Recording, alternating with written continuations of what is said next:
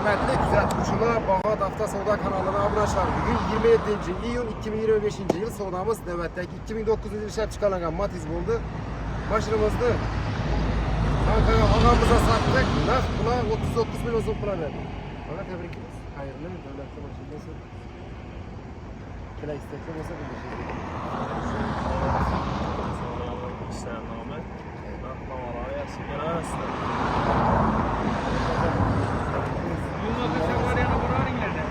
Молодец. Tebrik ediyoruz. Güzel temiz. Hava? Tebrik ediyoruz. Kobolt'tan içe veresem. Kobolt'u Satamadan mı? hazır. Bir minut. Növbətdəki avtomobilimiz, satılған avtomobilimiz 2009 yılı Polo X maşinimiz 39 milyon so'ma şıtır naqd pula satıldı. Hazır yine Kobolt gelip duruptu. Buna yine üstüne sırası klientler sorap duruptu. Bemal üçün satılған maşinler bolsa alıp gelişeceğiz. Gelişsek naqd pul alamız, gelişmeyecek. Satıp veriş variant arkası soda kulüpten. Gel veresizler, rahmet.